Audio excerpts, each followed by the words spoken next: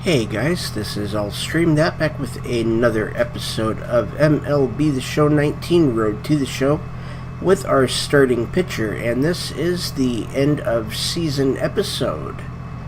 So what we have actually just seen is one of the most important things that happened to us this season. We had our nose broken in the very first game, ended up having to sit out about half of the season, and Kansas City finished 28 games behind in the American League Central and 17 games behind in the American League wildcard race. And this year we played in 31 games. We started 9 of those games. We had a record of 3 wins and 4 losses. We had 16 saves. We blew 1 save, had 0 holds. We pitched a total of 69 innings. 72 hits given up, 32 runs given up, 31 of those earned, and 12 home runs. We walked 3, and we had 57 strikeouts. We had an ERA of 4.04, a whip of 109. And of the 9 starts that we had this year, 5 of those were quality starts. And now let's go ahead and take a look back at our 57 strikeouts.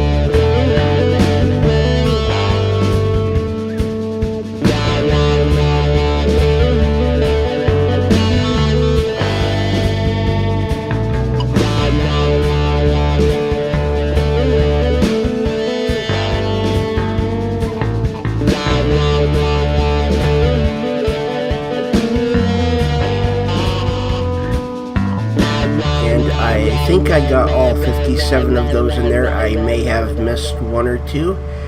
I'm not 100% sure. I didn't go back and count them. All I know is that it did take a couple of hours to go back through all of the games and find all of those strikeouts. I think I have all of them. And right now, let's go ahead and begin the off-season. So if there were any Kansas City Royals retiring, they would be at the very top of the list because they are our team. And there are no Kansas City Royals retiring. And there were no players inducted into the 2021 Hall of Fame.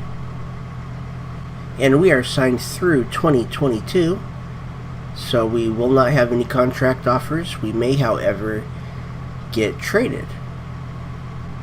And we have a call from John Kent, our sports agent. Just wanted to touch base. Okay. Are you solid on how your rookie contract works, or should we maybe go over that again now? Let's go ahead, for those that don't know, and if you think so, sure. It might be a good idea to review the MLB rookie contract structure, so when the time comes that you have some choices, you'll be informed. That sounds like a good idea. Basically, you need 6 years in the majors before you are eligible for free agency, but after 3 years of service, you become eligible for arbitration. That's a player's first chance for the big money. And what is arbitration? You choose a number you think you're worth, the team's GM does the same, and then a neutral judge decides which number is fairer. And that's how much I would get that season? That's right, you can say whatever number you want, but if you overshoot it, you may end up getting the number the club submitted. Interesting. Knowing this stuff is my job, but when the time comes for you to make contract choices, I want you informed. I think I've got it. While you have me, do you want to update me on how you're feeling about your situation in general? Yes.